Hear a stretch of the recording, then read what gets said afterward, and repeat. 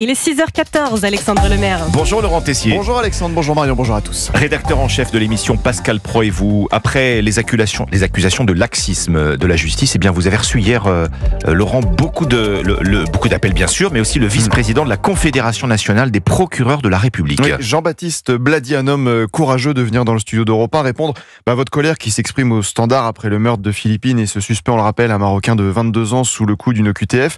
Et le procureur est arrivé dans le studio en disant « Je suis un agent public qui rend les comptes, donc bravo à lui ». Il a défendu hier l'institution. La justice, en 2000, prononçait 50 000 années de prison par an. Aujourd'hui, dernier chiffre, 2019, 90 000. C'est du laxisme. Je dirige le 15e parquet de France, qui devrait comporter 20 magistrats, 18 à ce jour. Si mon parquet était doté des mêmes moyens que la moyenne des pays du Conseil de l'Europe, je dirigerais une équipe de 67 magistrats. 67. Une intervention courageuse parce que dans le même temps, vous aviez le syndicat de la magistrature, syndicat à gauche, soyons clairs, qui a publié un communiqué. Vous pouvez d'ailleurs toujours rêver pour que ses représentants acceptent de venir dans notre émission.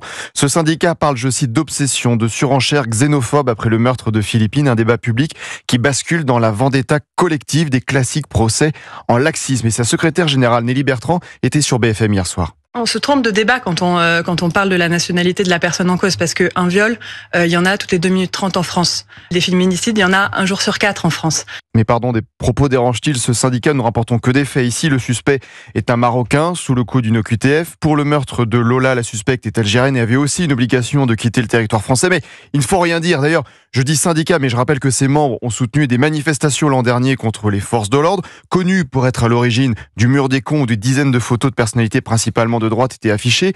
Alors pour la justice, comment voulez-vous faire totalement confiance? Il y a encore beaucoup de travail à faire et j'entendais dans le journal de 6 heures la prise de parole d'Emmanuel Macron hier soir.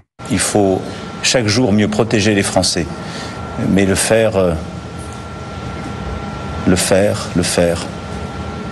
et moins dire. Eh bien faites-le, Monsieur le Président, vous êtes aux commandes depuis 2017. On en a tous marre de ces petites phrases. Laurent, dans cette actualité difficile, vous allez aussi tenter, comme on dit, d'alléger un petit peu l'atmosphère à la fin de l'émission. À la fin de l'émission, après 12h30, parce qu'il y a un événement ce soir au Stade de France. Mylène Farmer en concert, nous en parlions hier matin sur Europe 1. Des fans ont posé leur toile de tente autour du stade depuis la fin des Jeux Olympiques. Ça paraît assez fou pour être au plus près de leur idole dans la fosse. Une centaine de personnes. Bon, vous imaginez la folie ce soir.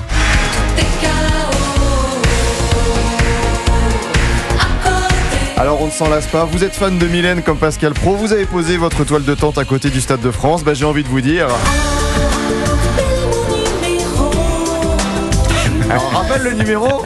Le numéro pour joindre 01 80 20 39 21. 01 80 20 39 21.